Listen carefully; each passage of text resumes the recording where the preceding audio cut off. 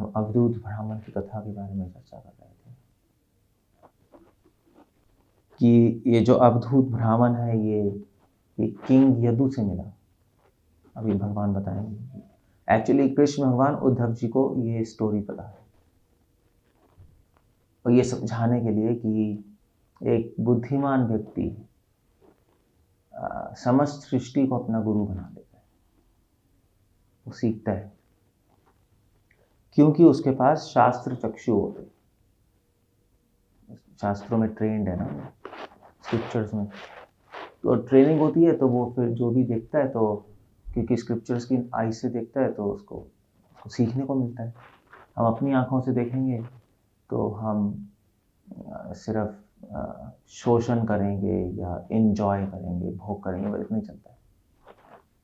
सो ये 19वां श्लोक है। भगवान कह रहे हैं, उद्धव से कह रहे हैं कि प्रायेण मनुजा लोके लोक तत्व विचक्षणा समुद्धरन्ति आत्मानम आत्मैनव अशुभाशयात्। भगवान कह रहे हैं कि इस संसार में प्रायेण मनुजा लोका, प्राय इस संसार में, लोक में जो लोग लोक तत्व विचक्षणा, जो लोग विचक्षणा मतलब आंखों से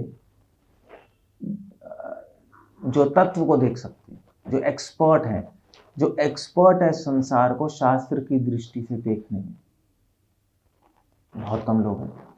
मनुष्याणाम सहस्रेषु कश्चित् यदि सिद्धे। बहुत सारे इतने सारे लोग हैं जो कि पूजा करते हैं मगर उनको कोई नॉलेज नहीं है स्क्रिप्चर्स की, ना गीता ना भागवतम। तो वो अपने एंगल से देखते रहते सब कुछ। इवन डिवोटीज भी जिनको नॉलेज नहीं है स्क्रिप्चर्स की, वो अपने एंगल से ही देखते हैं। श्रील प्रभुपाद ने एक्चुअली श्रील प्रभुपाद हमेशा अपने डिवोटी से क्या कहते हैं, बुक्स आर द बेसिस। या तो पढ़ो या सुनो, that's one thing, but knowledge बहुत ज़रूरी है। सो भगवान कह रहे हैं जो लोग ऐसा देखते हैं, समुद्धरन्ति आत्मानाम, वो अपनी आत्मा को उद्धार करते हैं क्योंकि वो हर सेकंड सीखते हैं हर चीज़ से। और इसलिए वो इस संसार के सारे अशुभ चीज़ों से प्रभुपाद लिख रहे हैं कि मेटेरियल ग्रॉस ग्रेटिफिकेशन की भोग वासना से ऊपर उठ जाते हैं। सो भगवान ये प्रिंसिपल बता रहे हैं, मतलब ये प्रिंसिपल बता रहे हैं और फिर ये बताते फिर अवधूत का कहानी पाएंगे क्योंकि अवधूत भी ऐसे व्यक्ति है जो कि शास्त्रों की दृष्टि से समस्त संसार को देख रहे हैं और धीरे धीरे सीखते अवधूत ने उन इंस्ट्रक्शंस को अप्लाई किया अपनी लाइफ में और अपने आप को मुक्त कर लिया संसार से। 28 श्लोक में कृष्ण कह रहे हैं कि एक बुद्धिमान व्यक्ति को इस संसार को शास्त्रीय अनुमान से समझना चाहिए, शास्त्रीय आंखों से प्रत्यक्ष करना चाहिए और शास्त्रीय अनुमान से समझने की कोशिश करनी चाहिए। लॉजिक यूज करना चाहिए। कहने का मतलब है, कृष्णा कह रहे हैं कि भक्ति कोई सिर्फ सेंटिमेंटल लोगों के लिए नहीं है। वो तो अगर ऐसी बात है तो वो तो वृंदावन में बहुत सारे लोग हैं, वो तो सहज लोग हैं। वो लोग फिर बहुत धीरे धीरे एडवांस करते हैं। अगर आप भक्ति कर रहे हो, आपके पास आप अगर ज़्यादा स्क्रिप्चर्स नहीं पढ़ रहे, नहीं सुन रहे या इंटरेस्ट नहीं है समझने का, मगर आप सिंसियर हो, आप भगवान की सेवा कर रहे हो, भक्तों की सेवा कर रहे हो, एडवांस करोगे मगर बहुत धीरे करो। बट अगर फास्ट, ये होता है ना, जैसे मेट्रो में स्लो ट्रेन होती है, फास्ट ट्रेन होती है, नहीं होती है। यहाँ पे भी ऐसी है ना, यहाँ पे ही चलते हैं फास्ट ट्रेन, स्लो ट्रेन। सो अगर आप नॉलेज नहीं लोगे, पढ़ोगे नहीं, सुनोगे नहीं, समझोगे नहीं, तो फिर स्लो ट्रेन में बैठो। अगर आप समझ रहे हो, जैसे कृष्णा कह रहे हैं, अनुमान, शास्त्रीय लॉजिक समझ के शास्त्रीय दृष्टि से देख रहे हो, तो फिर आप बहुत फास्ट स्पीड ट्रेन पे बैठोगे। तो एडवांस सभी कर रहे हैं, बट स्पीड क्या है वो डिपेंड करता है। इसलिए महाराज भी कह रहे थे बहुत साल पहले, मुझे याद ही है, प्रभुपाद भी लिख रहे हैं कि कुछ लोग भक्ति में चल रहे हैं, कुछ लोग भाग रहे हैं, कुछ लोग रेंग रहे हैं, कुछ लोग वहीं बैठे हुए हैं, कुछ लोग सो रहे हैं पड़े हुए। डिपेंड करता है हम कहाँ हैं, और वो किस पे डिपेंड करेगा, क्यों कुछ लोग चल रहे हैं, क्यों कुछ लोग भाग रहे हैं, क्यों कुछ लोग सो रहे हैं, क्यों कुछ लोग बैठे हुए हैं। चैंटिंग तो सभी कर रहे हैं, मंगल आरती सभी आ रहे हैं, ऑफकोर्स मंगल आरती सभी नहीं आ रही, बट चैंटिंग सभी कर रहे हैं। सो प्रसाद सभी ले रहे हैं, कीर्तन सभी करते हैं। फर्क क्या है? फर्क है शास्त्र निपुण, स्क्रिप्चर्स की कितनी नॉलेज है। अब प्रॉब्लम ये है कि कलयुग में लोग बहुत आलसी हैं। मंद सुमंद मत्यो मंद भाग्य उपद्रता, बहुत आलसी हैं, पढ़ने में आलसी हैं, समझने में आलसी हैं। तो पढ़ लो सुन लो एक ही बात है, इट डजंट मैटर, बट दिमाग नहीं लगाना चाहते। थोड़ा सा कुछ कॉम्प्लेक्सिटी आती है तो छोड़ो यार, चैन एंड बी हैप्पी, बट वो चीज़ काम नहीं करती, वो चीज़ आपको ज़्यादा हेल्प नहीं करेगी।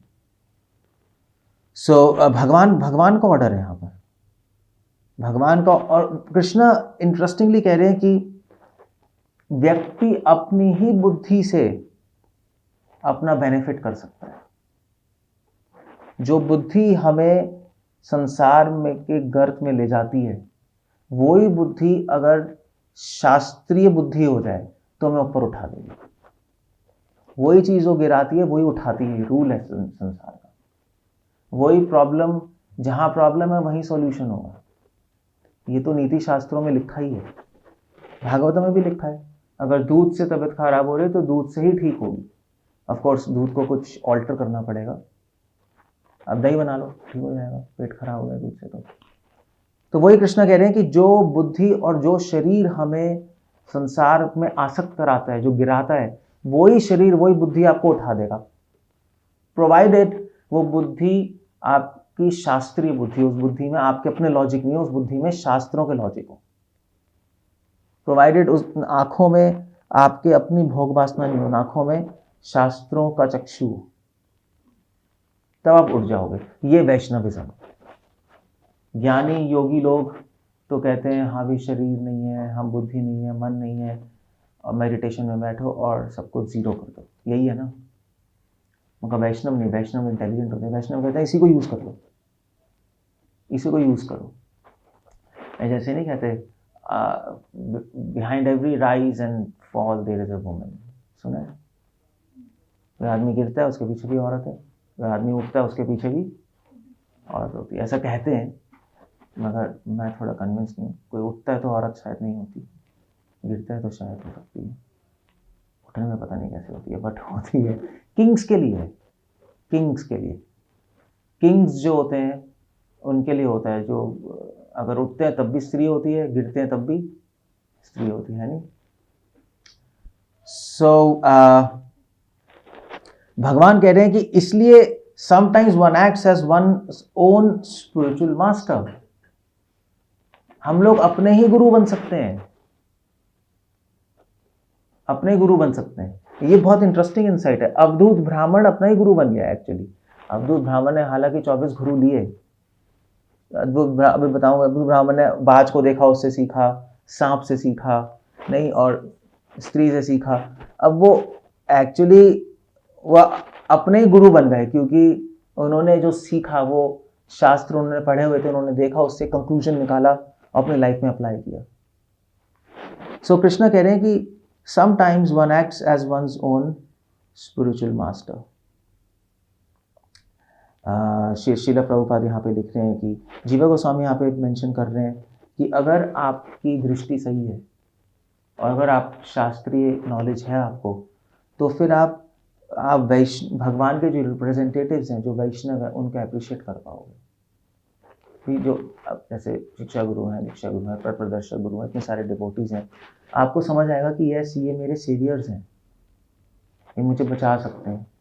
अब उनकी बात सुनोगे, समझोगे, तो इन वन सेंस एक्चुअली आप अपने गुरु एक्ट कर रहे हो, आप अपने आप को ही सही इंस्ट्रक्शंस दे रहे हो, है नहीं।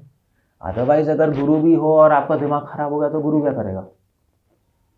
गुरु भी साइड में है, नहीं। अगर आपका दिमाग ही खराब हो गया तो आपका गुरु जी साइड में हो भाई। हम अपना काम करेंगे। ऐसा भी होता है, ऐसा तो बहुत होता है, कलयुग में ज़्यादा होता है। सो एक्चुअली अगर देखा जाए तो हम ही अपने आप को गिराते हैं, हम ही अपने आप को उठाते हैं। गुरु और डिवोटीज तो हेल्प करते हैं। अगर आप उठना नहीं चाहोगे तो दुनिया की कोई ताकत आपको उठा नहीं सकती, और अगर आप गिरना नहीं चाहोगे तो दुनिया की कोई ताकत आपको गिरा नहीं सकती। It depends on you. आत्मा एव आत्मना बंधुर, आत्मा एव आत्मना। हम ही अपने दुश्मन हैं, हम ही अपने दोस्त हैं। बस अल्टीमेटली यही है। चाहे आप भक्ति विकास महाराज के डिसाइपल हो, चाहे जयप्रदा महाराज के, चाहे राधा गोविंद महाराज, चाहे प्रभुपाद के, चाहे नरोत्तम दास ठाकुर, चाहे कृष्ण के डिसाइपल हो जाओ, उससे फर्क नहीं पड़ता। अगर आप नहीं उठना चाहते तो कृष्णा भी नहीं उठा पाएंगे आपको, आप वहीं अटके रहोगे। और अगर आप गिरना नहीं चाहोगे तो कृष्णा उठा देंगे आपको। वो भी चीज़ें हैं। तो सब हमारे से शुरू होता है, हमारे भी अंत हो जाता है। इसलिए कृष्णा कह रहे हैं कि व्यक्ति अपना ही गुरु है व्यक्ति। हम सब अपने ही गुरु हैं। ये एक दूसरा एंगल है देखने का।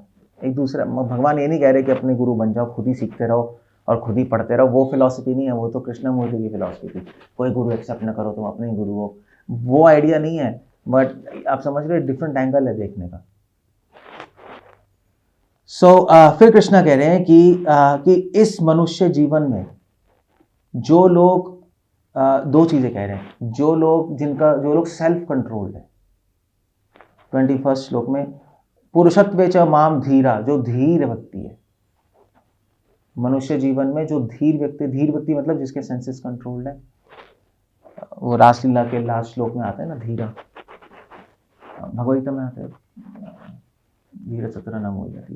धीर मतलब जिसका माइंड और सेंस कंट्रोल्ड है, जो कोशिश कर रहा है मन और सेंस कंट्रोल करने की।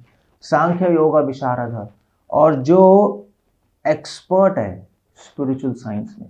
श्री प्रभुपाद लिखते हैं कि जिसको शास्त्रों का, कि साइंस की नॉलेज है, जो एक्सपर्ट मतलब शास्त्र निपुण है, मतलब शास्त्रों के ज्ञान को समन्वय कर सकता है। मतलब श्रील प्रभुपाद ने कहा था कि मेरी nectar of devotion, you should know nectar of devotion like law book. सुना है? किसी ने पढ़ी है nectar of devotion? Like a law book, you should know. आपसे कुछ भी पूछें आपको पता होना चाहिए। पढ़ी है तो बताओ फिर। युक्त वैराग्य का श्लोक क्या है?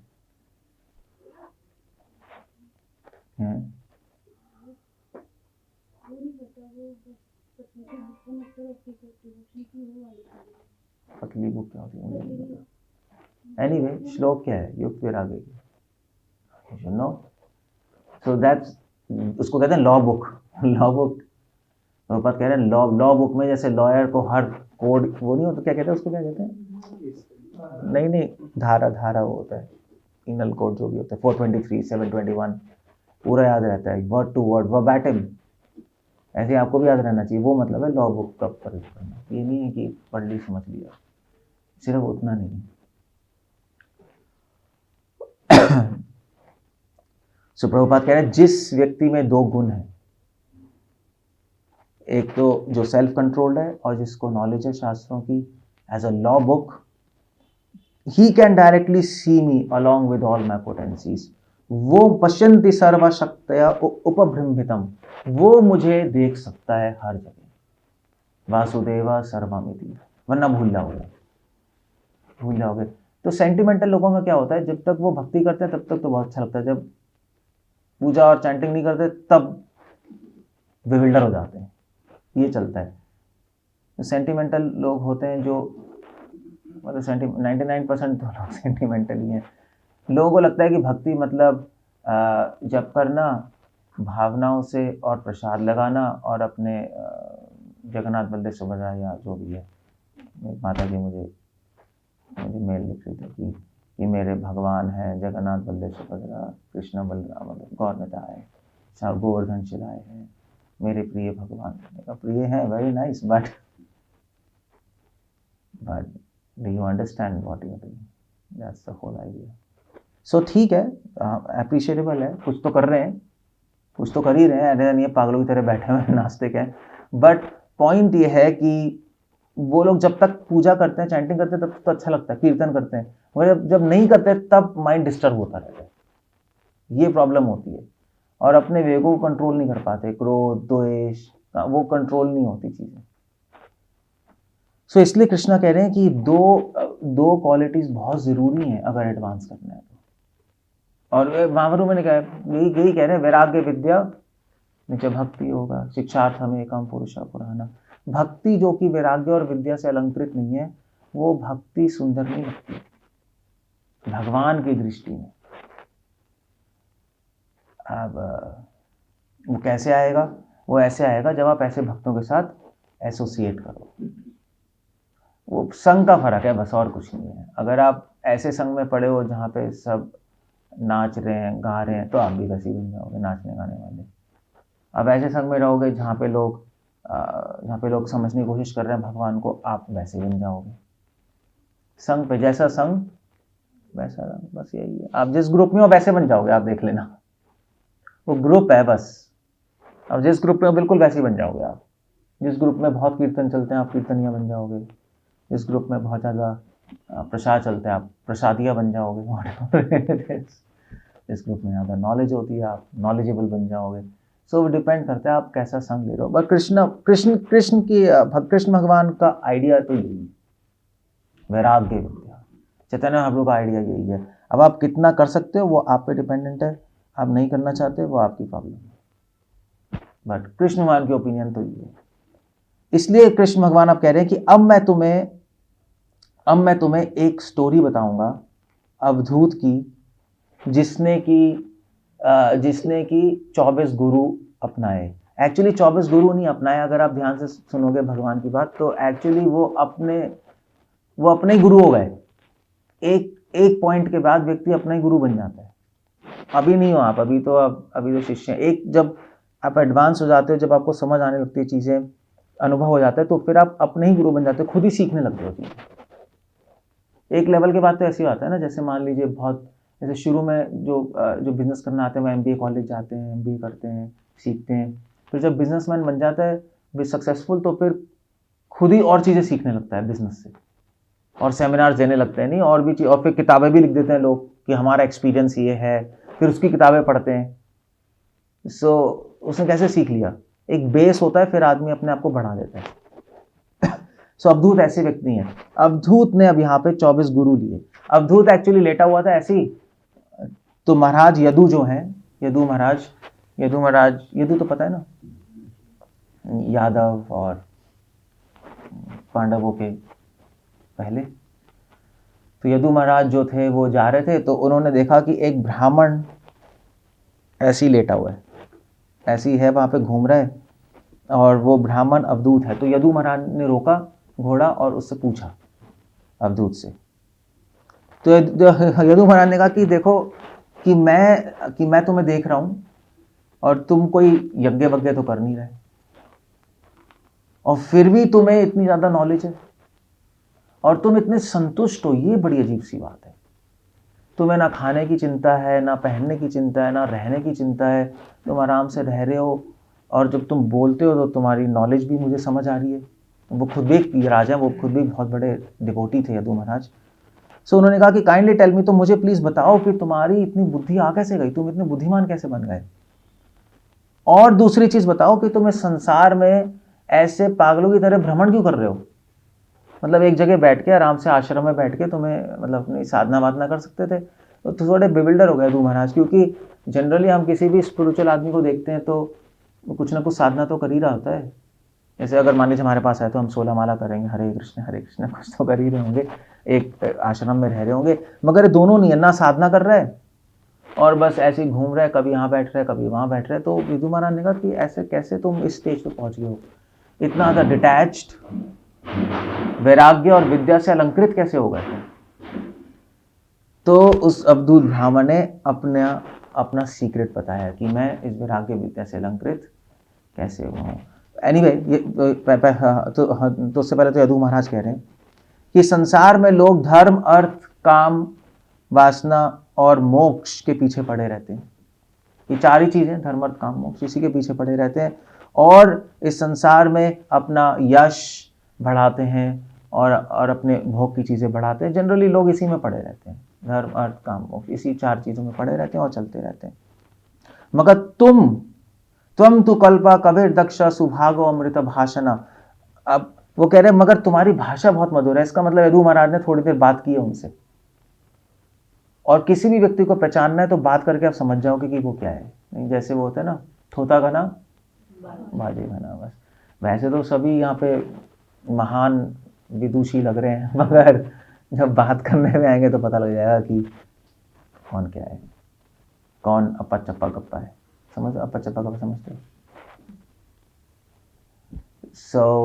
जैसे ही मूर्ख मुंह खोलता है ऐसे ही समझ आ जाता है कि वो मूर्ख है। इसलिए शास्त्रों में लिखा है कि अगर मूर्ख को विद्वान लगना है तो बोलना नहीं चाहिए, चुप रहे तो विद्वान नजर आएगा। जैसे ही बोलेगा उसकी पोल खुल जाएगी। इसलिए ढोंगी गुरु कुछ बोलता ही नहीं। कहाँ बोलते हैं उनसे आशीर्वाद, हरे कृष्णा, वो कहते हैं स्वामी जी कुछ बोले, मौन व्रत पे हैं। ये बोलेंगे तो पता लग जाएगा ये पागल ढोंगी। सो टेक्निक होती है। सो एक्चुअली उन्होंने कहा कि तुम तो मुझे बहुत लर्नेड नज़र आ रहे हो, बहुत एक्सपर्ट नज़र आ रहे हो, और तुम्हारी भाषा से मुझे समझ आ रहा है कि तुम ऐसी अनाड़ी मूर्ख नहीं हो, और तुम कुछ कर भी नहीं रहे, तुम्हारी कोई इच्छा भी नहीं है, बल्कि तुम तो पागल नज़र आ, लोगों की दृष्टि में तुम पागल नज़र आ रहे हो कि तुम ऐसे ही घूम रहे हो बिना कपड़ों के, खा भी नहीं रहे। सो एक्चुअली यदु महाराज समझ गए कि ये जो व्यक्ति है ये परमाहंस स्टेज से भी बियॉन्ड है, ये अवधूत है। अवधूत ऐसे ही होते हैं, अवधूत लोग, उनको ना खाने की परवाह ना पहनने की परवाह, वो पूरे डिटैच्ड होते हैं, कोई इच्छा नहीं होती। अब ये स्टेज पे आना बहुत मुश्किल है, ये आसान नहीं है। मतलब आसान क्या, मतलब बिल्कुल आसान नहीं है, ये तो बहुत बहुत मुश्किल है। सो यदु महाराज अपने आप को बहुत सौभाग्यवान मिल रहे थे, समझ रहे थे कि मैं ऐसे व्यक्ति से मिल पाएगा, क्योंकि ऐसे व्यक्ति मिलते भी नहीं, वो अपना खाली रहते हैं, अकेले रहते हैं, उनको इंटरेस्ट नहीं होता किसी चीज़ में। सो उन्होंने सोचा कि चलो मैं इनसे कुछ सीख लेता हूँ, कुछ नॉलेज तो लूँ। सो अब यहाँ पे वो अब कह रहे हैं, उनसे पूछ रहे हैं, यहाँ पे पूछ रहे हैं उनसे। तो भगवान कह रहे हैं कि तो अवधूत ब्राह्मण ने बोलना शुरू किया। तो अवधूत ब्राह्मण ने बोला कि देखो, अब मैं तुम्हें बताऊंगा कि मैंने कई गुरुओं की शरण ली और कई गुरुओं से सीखा, और वो सीख के मैंने अपने जीवन में अप्लाई किया, और उसकी वजह से मैं आज इस सिचुएशन में पहुंच गया हूँ। मैं परम संतुष्ट हूँ, शांत हूँ, खुश हूँ। मुझे किसी भी चीज़ की ज़रूरत नहीं है खुश रहने के लिए। मैं अपने में संतुष्ट हूँ, ना मुझे कुछ पाने की इच्छा है, ना कुछ होता है तो मुझे कोई शौक है। Okay fine. सो अब वो बता रहे हैं कौन कौन से गुरु लिए। आकाश, वायु, जल, अग्नि, चंद्रमा, सूर्य, पिजन क्या होता है? कबूतर कह लो, पतंग, कबूतर, अजगर, समुद्र, मौत क्या है, क्या कह रहे हो, मौत, जुगनू, भंवरा, हाथी, एक शहद का चोर, शहद के चोर भी होते हैं, उसे सीख लिया। एक हिरन, मछली, वैश्या, बाज, बच्चा, और बाकी मैं बता चुका हूँ, लड़की, और वो हंटर जिस एरो बना रहा था, सांप, मकड़ी, और एक बैस मतलब होता है जो वो नहीं होते, हाँ, इंसेक्ट जो है। तो उन्होंने कहा कि मैंने इनकी एक्टिविटीज़ को देखा, मैंने इनकी क्रियाओं को देखा, और इससे मैंने आत्मज्ञान प्राप्त किया। और ये बहुत इंटरेस्टिंग है, इनसे आत्मज्ञान प्राप्त कर लिया। अन्वशिक्षम यह आत्मना, ये जो है ना, ये जो वर्ड है अनवीक्षी वर्ड इस्तेमाल कर रहे हैं। अनवीक्षी वर्ड न्याय का वर्ड है।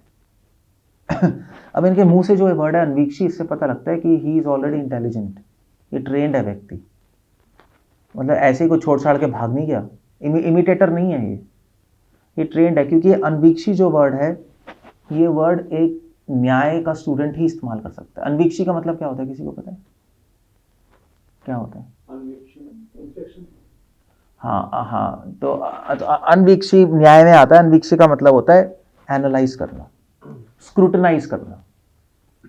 तो उसने कहा कि मैंने इन सबको देखा, अच्छी तरह समझा और सही ज्ञान लेके अपने लाइफ में अप्लाई करके मैं मुक्त हो गया। सो पॉइंट ये अवधूत बता रहे हैं कि अगर आप सीखना चाहते हो तो आप सीखोगे, और अगर आप सीखना नहीं चाहते तो कुछ भी नहीं सीख पाओगे। शीला, एक्चुअली मैं अभी सुन रहा था प्रभुपाद मेमोरीज, तो एक फ्रेंच डिवोटी कह रहे थे कि हम लोग मॉर्निंग वॉक पे जा रहे थे प्रभुपाद के साथ, तो वो डिवोटी, प्रभुपाद चल रहे हैं तो साइड में पॉन्ड था, तो वो डिवोटी स्वान्स को देखने लगा। स्वान्स थे क्या स्वान्स कैसे कहते हैं, हम तो वो देखने लगा उसको। प्रभुपाद चल रहे हैं तो वो यहाँ देख रहा है, और प्रभुपाद चल रहे थे तो एकदम से उसने मुड़ के देखा, तो प्रभुपाद जी ने कुछ कुछ बोला, मतलब कुछ बोल दिया, और जस्ट खत्म ही करने वाले थे। तो उसने डिवोटी से पूछा प्रभुपाद ने क्या बोला, तो प्रभुपाद बोल रहे थे कि see even in the presence of spiritual master you can be distracted. वहाँ पे देख रहे हैं, प्रभुपाद कह रहे थे कि इवन गुरु के साथ होके भी हो सकता है आपका मन कहीं और भाग रहा हो, उसी के लिए। तो वो कह रहे हैं मुझे टीचिंग मिली। सो ये बात है। सो इसलिए अगर आपका माइंड आउट ऑफ कंट्रोल है तो आप गुरु के साथ रह के भी कुछ नहीं कर पाओगे। आपको अहंकार हो सकता है, आपको मेरे गुरु ये हैं, मेरे गुरु महान है, मेरे गुरु, बट आप क्या हो वो डिपेंड करता है। अगर आप खच्चर हो तो महान व्यक्ति भी कुछ नहीं कर सकता। मतलब कृष्ण के बेटे भी असुर थे, नरकासुर क्या था, वो कृष्ण भगवान ने क्या कर लिया उनका? तो कृष्ण के डिसाइपल बन जाओ, कुछ होगा नहीं उसमें, कुछ नहीं होगा, यहीं पड़े रहोगे। सो इसीलिए अवधूत हमें सिखा रहे हैं अपने अपने अपने लाइफ से कि एक्चुअली हमेशा सीखने के मोड में होना चाहिए। सीखने का एक ना अलग अलग मोड होते हैं लोगों के। इस संसार के लोग ना ऑटो मोड में होते हैं। ऑटो मोड समझते हो? ऑटो मोड पता है किसी को है? नहीं, मतलब क्या होता है?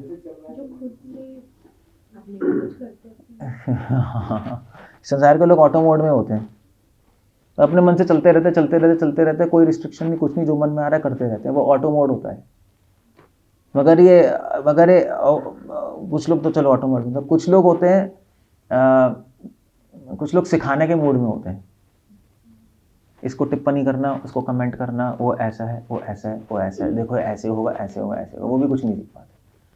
कुछ लोग सीखने के मूड में होते हैं कि सीखना है मुझे, चाहे वो गुरु हो, चाहे वो बच्चा ही क्यों ना हो, उससे भी सीख सकते हो आप। चाहे वो भोगी क्यों ना हो, उससे भी सीख सकते हो। चाहे पापी क्यों ना हो, उससे भी सीख सकते हो। ये तो 24 गुरु हैं। अगर आपने कथा का एसेंस समझ लिया तो आप सबसे सीखना शुरू हो जाओगे। और प्रभुपाद को देख लो, प्रभुपाद कैसे कैसे एक सिंपल एग्जांपल नहीं देते थे, प्रैक्टिकल, पंखे से बताते थे कि पंखा चल रहा है, वैसे ही हमारी भक्ति, कर्म चलते हैं, स्विच ऑफ कर दोगे तो कर्म बंद हो जाएंगे। Simple examples. तो प्रभुपाद भी संसार की चीज़ों को देखकर उससे सीख रहे हैं, और हमें फिर तभी तो एग्जाम्पल्स दे रहे हैं, सिंपल एग्जाम्पल्स, और लोगों को रोके रहे हैं। कितना अच्छा है। सो या अगर आप अहंकार छोड़ दोगे तो सीखने लगोगे, अहंकार होगा तो सीख नहीं पाएंगे हम, बस सिंपल सी बात है। अगर हम सोचेंगे हमें बहुत कुछ आता है तो फिर नहीं सीख पाओगे। अगर आप सोचोगे, जैसे चैतन्य महाप्रभु ने कहा अपने गुरु के सामने, मैं तो मूर्ख हूँ, मुझे कुछ नहीं आता, तो सीखना स्टार्ट कर दोगे। ऐसा नहीं कि हम गुरु के सामने मूर्ख हैं, हम रियली में मूर्ख हैं, मतलब ऐसा नहीं गुरु के सामने मूर्ख रहना होता है। अगर आप हमेशा अपने आप को मूर्ख समझोगे तो फिर आप सीखना शुरू कर दोगे। सो अब ये कह रहे हैं ओके ना, अब वो कह रहे हैं देखो मैंने क्या क्या सीखा हर गुरु से, अब आप बताओ। अब मैं आपसे पूछूंगा और आप बताओ क्या सीखा। तो अगर मैच करता है तो आपके अच्छा बात है, मैच नहीं करता तो आप अभी बहुत पीछे हो। So okay, let's see. सो उन्होंने पृथ्वी से सीखा। पृथ्वी से क्या सीखा, क्या कहते हो? हाँ, उसको थोड़ा एक्सप्लेन करना पड़ेगा, सहनशीलता का मतलब क्या है।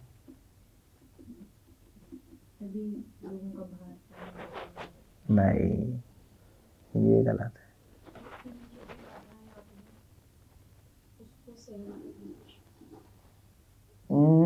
ठीक है, मगर कुछ और सीख, एक और आपको डीप जाना पड़ेगा, सिर्फ ये नहीं है। उसको तो आप सहन कर ही लोगे, वो कोई बड़ी बात नहीं है, मगर इन्होंने सीखा क्या कुछ चीज़। ओके यस, वो लिख रहे हैं कि जब कोई दूसरे आपको कुछ करें, दूसरे नॉन डिवोटी या डिवोटीज आपके अगेंस्ट बोलें या आपके अगेंस्ट एक्ट करें, तो उसने सीखा कि मतलब एग्रेसर्स, तो उसने सीखा कि एक्चुअली पृथ्वी से सीखा, जैसे पृथ्वी को लोग खोदते हैं, पेट्रोल निकालते हैं, एक्सप्लॉयट करते हैं, नहीं उसकी चीज़ों को सारी खोद खोद के चीज़ें निकाल रहे हैं, तो पृथ्वी फिर भी सहन करती है नहीं।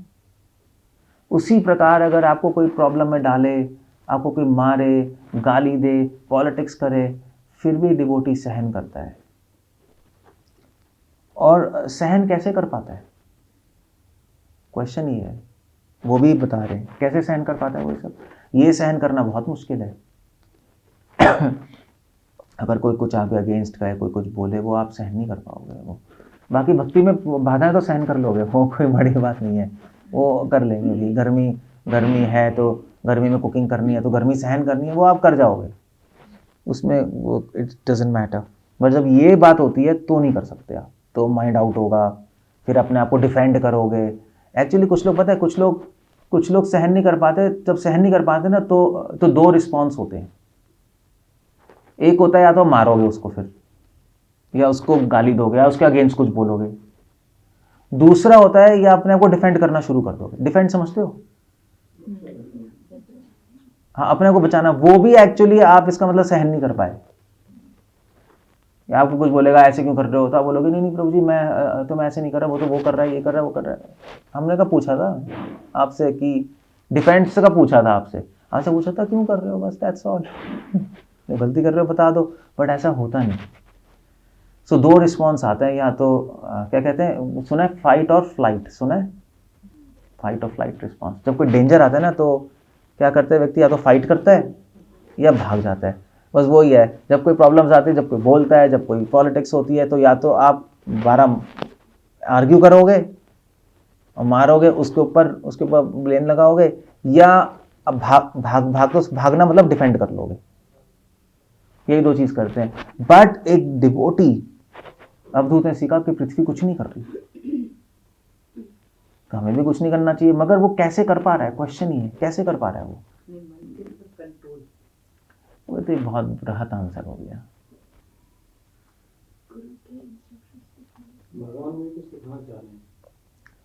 ओके, ये तो है ही। तो वो इसलिए उसको रिएक्ट नहीं करता, क्योंकि वो लिख रहे हैं कि because he knows that his aggressors are acting helplessly under control of God. उसको पता है कि जो भी कोई कुछ भी कर रहा है वो भगवान के प्रेरणा से मेरे अगेंस्ट कर रहा है, भगवान की माया शक्ति से मेरे अगेंस्ट कर रहा है। उसका भी अपने पे कंट्रोल नहीं है, और मेरे कर्मों की ऐसे मेरी चीज़ें आ रही हैं, तो मैं किसको क्या बोलूँ। नहीं, हमारे पाप होंगे तो भगवान सामने वाले के माइंड में विचार डाल देंगे, इसको मार। फिर क्या करोगे, वो क्या करेगा, उसको तो वो तो खुद ही माया में, उसको पता ही नहीं लग रहा क्या हो रहा है, वो आपको मारेगा। आपको लग रहा है मार रहा है, मगर नहीं, पीछे कृष्ण है। कृष्णा ने आपके कर्मों का निमित्त बना दिया उस व्यक्ति को, बस इतना ही है। आपके कर्मों का फल देने के लिए उस व्यक्ति को निमित्त बना दिया। आप कहोगे नहीं नहीं यार, मैं यहाँ से भाग जाता हूँ, ये व्यक्ति के साथ नहीं रहूँगा क्योंकि मेरे साथ ऐसा कर रहा है। मगर आप घर जाओगे ना तो आपके घर वालों को निमित्त बना देंगे, वही आपको मारेंगे, देखना। निमित्त तो कोई भी बन सकता है, उसमें क्या है, निमित्त तो कोई भी बन जाएगा। आप यहाँ पे रहोगे ये बन जाएगा, घर में रहोगे घर वाले बन जाएंगे, फ्रेंड्स के साथ रहोगे कोई फ्रेंड बन जाएगा, मगर छूट नहीं सकते आप कर्मों से। आप कहाँ भागोगे, छूट के कहीं नहीं भाग सकते, वो पीछे पड़े हैं, वो आएंगे। तो बेस्ट ये है कि कोई रिस्पॉन्स दो ही मत, ना डिफेंस करो ना कुछ करो, बैठे रहो भाई, आने दो, जैसे आए वैसे चला जाएगा। इसलिए शास्त्रों में लिखा है कि अगर आप दलदल में गिर जाओ तो क्या करना चाहिए। हाँ, अगर ज़्यादा हाथ पाँव हिलाओगे तो और अंदर घुस जाओगे, तो प्रॉब्लम में फंस जाओ, शांत बैठ जाओ।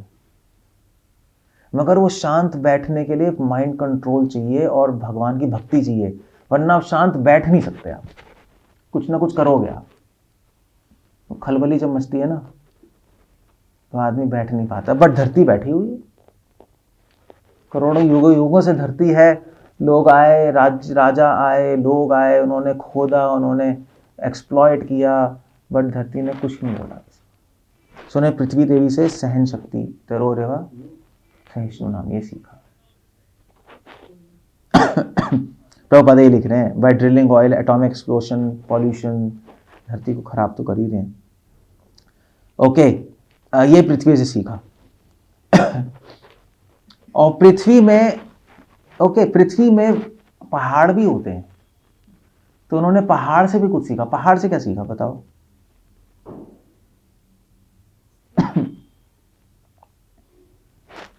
पृथ्वी में पहाड़ भी होते हैं, पेड़ भी होते हैं, तो पृथ्वी से तो सीख लिया इन जनरल। पहाड़ों से क्या सीखा? हाँ, पहाड़ क्या होता है? पहाड़ का नाम पहाड़ है क्योंकि वो हिलता नहीं। हाँ, हिलता नहीं, वो ध्रुव है, हिमालय, उसको हिला नहीं सकते आप, वो वहीं है, कुछ नहीं कर सकते। सो वही कह रहे हैं कि पहाड़ की तरह हमें दृढ़ रूप से अपनी सारी एनर्जी वैष्णवों की सेवा में लगा देनी चाहिए। जैसे पहाड़ 1 इंच इधर से उधर नहीं होता, 1 इंच क्या है, मतलब 1 मिलीमीटर भी इधर से उधर नहीं हो सकता। उसी प्रकार भगवान और वैष्णव की सेवा से 1 मिलीमीटर हमें इधर से उधर अपनी अटेंशन डाइवर्ट नहीं करनी चाहिए। बाकी जो काम है आप करते रहो, मगर बिना इंटरेस्ट के। संसारी काम है वो तो करना ही है, बट यहाँ पे फोकस होना चाहिए। और फिर पेड़ों से क्या सीखा? पेड़ों से वो बात है, पेड़ों से सीखा कि सदैव दूसरों के बेनिफिट के लिए काम करते रहो। मतलब पेड़ ऐसा जीव है कि मरने के बाद भी फायदा करता है। एक्चुअली एक पूरी नॉवल है ट्री पे, इतनी मोटी नॉवल है, और महाभारत तो खैर तरो रेवा सहिष्णु नाम बोला है, बट इतनी बड़ी नॉवल है। तो ट्री के बारे में बता रहे हैं कि जब जिंदा है ट्री तो फ्रूट्स देता है, अपने लीव्स देगा, उसमें से मेडिसिनल प्रॉपर्टीज होंगी, छाया देगा नहीं, और जब मर जाएगा तो उसके बाद इसके ट्रंक से आप स्टूल, फर्नीचर बना सकते हो, घर बना सकते हो, कुछ भी कर सकते हो आप। और उसकी लकड़ियों को इस्तेमाल कर सकते हो अग्नि जलाने के लिए, उसके लीव्स को इस्तेमाल कर सकते हो फर्टिलाइजर, ह्यूमस बनाने के लिए नहीं, उसकी रूट्स भी इस्तेमाल कर सकते हो मेडिसिनल प्रॉपर्टीज़ के लिए। तो मरने के बाद भी दूसरों का बेनिफिट करता रहता है। पेड़ को आप पत्थर मारोगे तो फल देगा, और यू से अबाउट दैट, पत्थर मारोगे तो आपको बेनिफिट करेगा। तो पेड़ से उन्होंने सीखा कि हमेशा दूसरों के कल्याण के लिए रत रहो। सुहृदम सर्व भूतानाम, हमेशा दूसरों के बेनिफिट करते रहो, चाहे वो आपको मारे, चाहे गाली दें, फिर भी आप उनके लिए काम करते हैं। अब वही हमारे आश्रम में वही डिवोटी कह रहा था कि ये सारी चीज़ें किताबों में अच्छी लगती हैं। नहीं, वो कह रहा था हाँ बस करने, कहते हैं ना, क्या कहते हैं लोग, कहते हैं ना मैं मर्द हूँ, नहीं तो कुछ यहाँ पे दिल चाहिए इसके, ये सब करने के लिए। ये सब करने के लिए सिर्फ नॉलेज से नहीं होता, ये सब करने के लिए साहस चाहिए होता है, वरना आप कर नहीं पाओगे। क्योंकि आप सोचोगे हाँ ठीक है आज से मैं ऐसा करूँगा सबके कल्याण, मगर पता है अच्छा काम करना बहुत मुश्किल है संसार में, आप कर नहीं पाओगे। तो मुझे जैसे एग्रेसर जो एग्रेसर्स हैं उसके लिए उनको वो कुछ नहीं कहती, सहन करती है। तो डिवोटीज के केस में तो मुझे जैसे डिवोटीज को सहन करना चाहिए दूसरे डिवोटी के लिए, लेकिन महात्मा गांधी जी को अगर इस एग्जाम्पल पे ले हम लोग कि वो अहिंसा की बात करते थे, लेकिन शिला प्रभुपाद कहते थे कि लेकिन धर्म के लिए तो हिंसा भी चाहिए। फिर अर्जुन तो वो बात अलग है, वो तो स्पेशल केस है, स्पेशल केस है वो, मगर इन जनरल हमें सहन करना चाहिए, इन जनरल वो तो स्पेशल केस है। और वैसे भी अर्जुन ने मना तो किया ही, पहले मना किया। शिला प्रभुपाद पॉपट में लिख रहे हैं कि अर्जुन की कंपैशनेट क्वालिटी थी जिससे भगवान बहुत खुश थे, वो दूसरा एस्पेक्ट भी है उसका, मगर फिर भी भगवान ने उसको ऑर्डर किया कि तुम लड़ो क्योंकि मेरी इच्छा है। सो ये हार्ट में तो ये होना चाहिए कि हमें टॉलरेट करना है। हाँ ऑफ कोर्स अगर उस टॉलरेट करने से जगत का अकल्याण हो रहा है तो नहीं करते।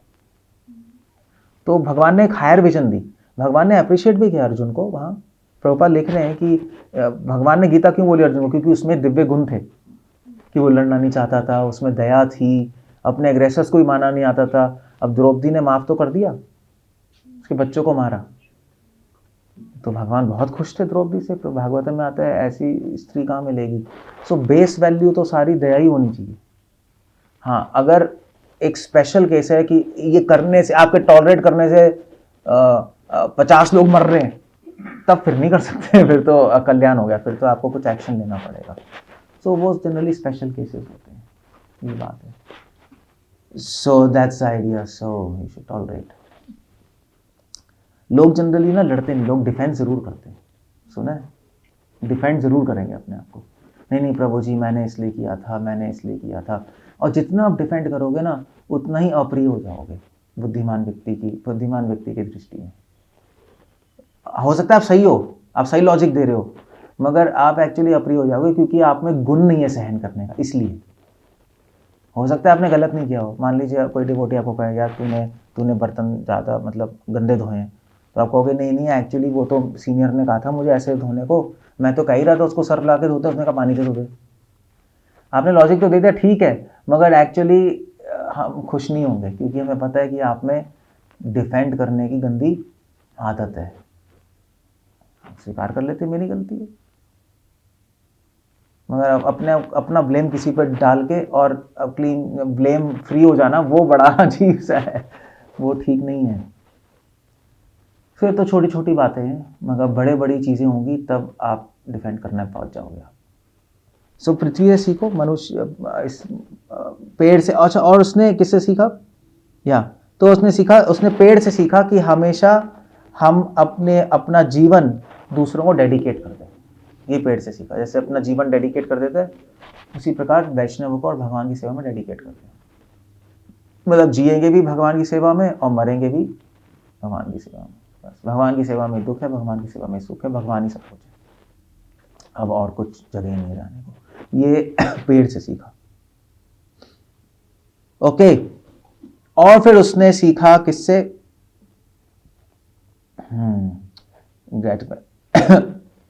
ये क्या हो गया।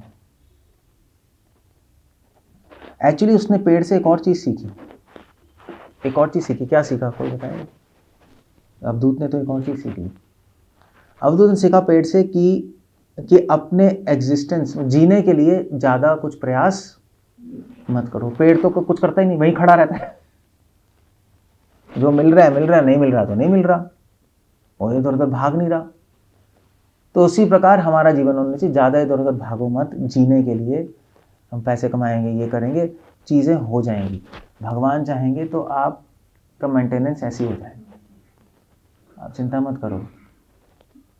एक्चुअली तो मेरी मदर का हॉस्पिटल था ना यहाँ दिल्ली में, तो मैंने उनको बोला बंद कर दो, तो मेरे फादर ने कहा मरवाएगा तू, ये है वो है, पैसे कहाँ से मिलेंगे। ऑफ कोर्स गुस्सा ही होगा, ये क्या है, हॉस्पिटल नहीं चलाएंगे, क्या होगा, क्लिनिक नहीं चलाएंगे, बकवास है, तुम लोग साइको, सब बंद करके बैठ जाएं। ऑफ कोर्स नेचुरल रिस्पॉन्स तो यही होना था। तो फिर उनसे मैंने कहा ठीक है आप बंद नहीं करोगे, बात नहीं करूँगा। 6 साल बात नहीं की मैंने, भाड़ में जाओ तुम लोग, और अगले जीवन में बात करेंगे, जिंदा रहोगे तो ठीक है। फिर 6 साल बाद उनका तो दिमाग घूमा, मदर का तो दिमाग घूम ही जाए, मतलब इमोशनल तो हो ही जाती है। तो उन्होंने फिर बंद कर दिया लड़ लुड़ के फादर से।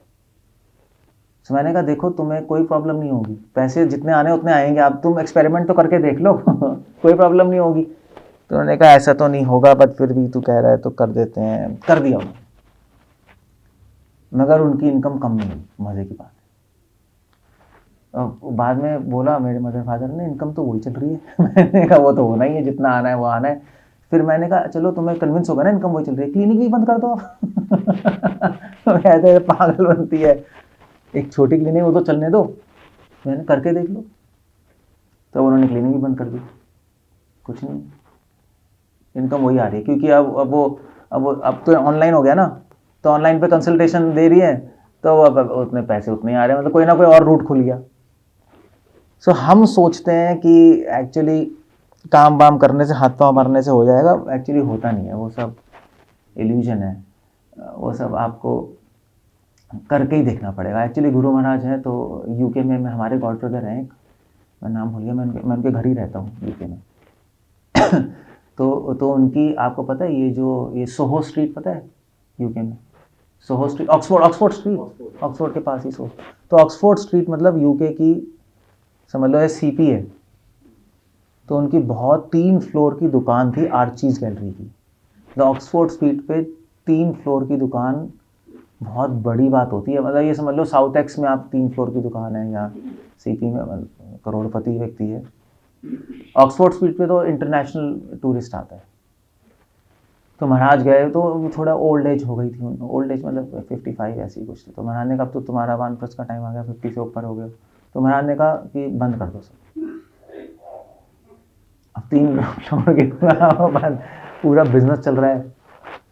तो बट ही वॉज डेडिकेटेड, और उन्होंने उसके बच्चे कह रहे थे कि आप ये कैसे कर सकते हो, वो उन्होंने अगले दिन बंद कर दी, सीरियसली बंद कर दी, शटर बंद कर दिए पूरी बंद। और फिर उन्होंने अपने बच्चों को कहा अब तुम्हें बेचनी है, जो करनी है कर लो। और महाराज ने कहा कि भाई मैं तो बंद करके भजन करूँगा। तो अपना एक फ्लैट लिया यूके में, छोटा सा, जो ओल्ड एज नहीं फ्लैट होम्स होते, वहाँ पे फ्लैट लिया। तो उनकी वाइफ और वो रह रहे हैं, अब आराम से रह रहे हैं, कुछ नहीं, एंड दे आर हैप्पी। तो मुझसे कह रहे थे कि यार कि मैं उससे पहले मैं सोच रहा था, मैं इतना बिजी था, ये था वो था, पैसे थे, वो टेंशन थी। तो महाराज ने मुझे कहा, मैंने बंद कर दिया, अब मैं शांति से बैठा, खुश हूँ। अब प्रीचिंग कर रहे हैं, अब वो लेक्चर देते रहते हैं, अब फ्री हो गए, पढ़ते हैं। तो सोहो टेम्पल लेक्चर में बुलाता है, भक्तिवेदांत मैनर लेक्चर में बुलाता है, प्रीचिंग करते रहते हैं और खुश हैं। सो है, किसने किया था? हाँ अच्छा, उन्होंने भी छोड़ दिया था।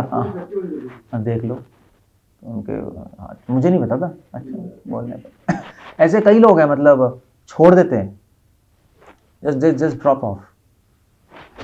सो ऐसा भी होता है, पेड़ से सीखना चाहिए कि भाई वो तो कौन सा काम कर रहा है, भगवान दे रहे हैं ना उसको, वो तो चल भी नहीं सकता शिकार के लिए, नहीं मिल रहा है। अब धरती में पानी हो ना हो, वो उसको कंट्रोल में नहीं है उसके, पानी होगा तो पिएगा, नहीं होगा तो नहीं पिएगा। बट कितने पेड़ जिंदा है। सो मैं नहीं कह रहा आप सब अभी जॉब छोड़ के बैठ जाओ मैं नहीं कह रहा, बट मैं कह रहा हूँ कि संतुष्ट होना सीखो लाइफ में। ज़्यादा हाथ पांव मारोगे तो दलदल में और घुस जाओगे। ज़्यादा हाथ पांव मारने से आदमी उठता नहीं है, आदमी गिरता है। वो स्पिरिचुअली गिर जाओगे, हाँ ठीक है, मेटीरियली आप बढ़ सकते हो, हाथ पांव मारने से स्पिरिचुअली आप गिर जाओगे, अंदर डेड हो जाओगे आप। सो पेड़ से सीखना चाहिए। पेड़ या बहुत अच्छी वो है, अंडरस्टैंडिंग है ओके फिर उसके बाद वो कह रहे हैं कि हवा से सीखा। हवा से क्या सीखा बताओ? ये तो पेड़ से सीखी, पेड़ से, पृथ्वी से, हाँ पहाड़ों से। हवा से क्या सीखा? क्या कहते हो आप लोग? क्या सीखते हो हवा से?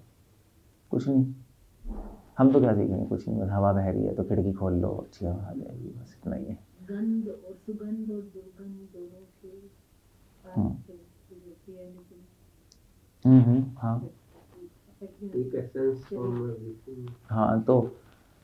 हाँ, तो हवा ही है, मगर कभी दुर्गंध ले जाती है, कभी सुगंध ले जाती है, मगर हवा के अंदर दुर्गंध सुगंध नहीं होती, कैरी करती है वो।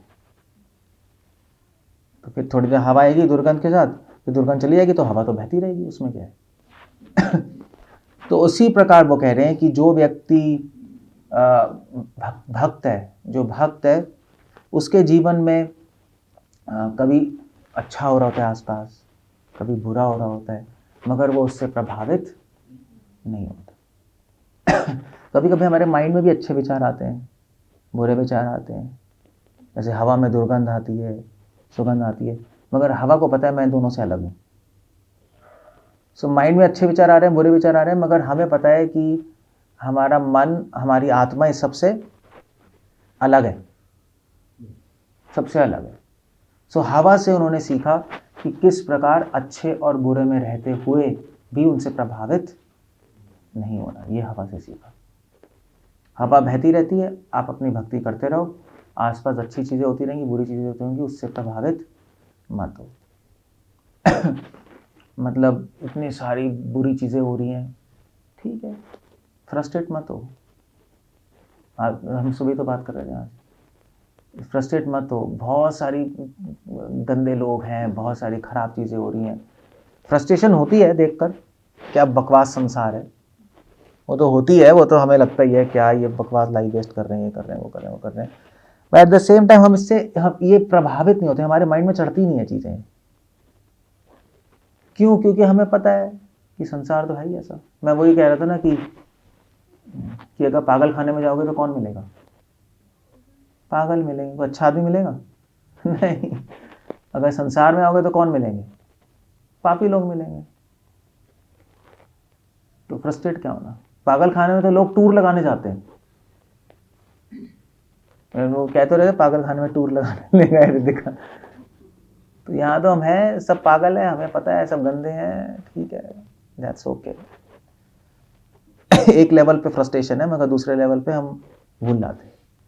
सो अच्छे से हम खुश नहीं होते, बुरे से हम दुखी नहीं होते। जो चल रहा है चलने दो, हमें तो अपनी भक्ति करनी है, दैट्स ऑल।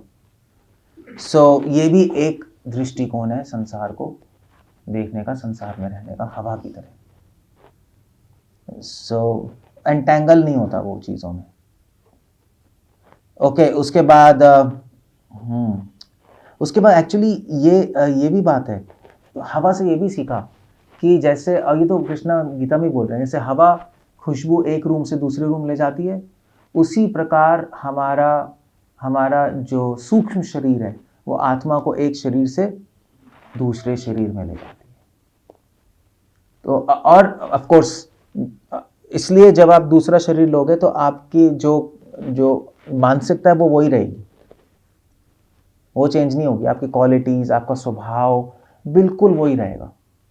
तो शरीर बदलने का कोई फ़ायदा नहीं है एक्चुअली, क्योंकि आप वही हो उस दूसरे शरीर में, तो उसका कोई बेनिफिट नहीं होगा आपको। इसीलिए शास्त्रों में लिखा है कि इसी शरीर में अपनी लाइफ परफेक्ट कर लो, क्योंकि नेक्स्ट शरीर लोगे आप वही हो, फिर आप वहीं से शुरू कर रहे हो, उसका कोई पॉइंट नहीं है। बस एक दूसरी कार मिल गई और कुछ नहीं है। अब वो गाड़ी चलानी नहीं आती मारुति, तो आपने कहा कार बेकार है, तो आप फोर्ड कार में बैठ गए, तो चला लोगे? वो नहीं चला पाओगे। फोर्ड कार छोड़ के आप स्कोडा में बैठ गए, चला लोगे? वो भी नहीं चला सकते, आती नहीं तो क्या करोगे? तो शरीर बदलने का कोई फायदा नहीं है, बल्कि टाइम वेस्ट है, टाइम वेस्ट है। इसी लाइफ में अपने आप को परफेक्ट करो, इसको यूज करो किसी तरह इंटेलिजेंटली शरीर को, और आगे बढ़ो। ये उसने हवा से सीखा। वेरी नाइस अंडरस्टैंडिंग नहीं अफसूस की, बहुत अच्छी अंडरस्टैंडिंग है। कहने का मतलब है अपना स्वभाव बदलो।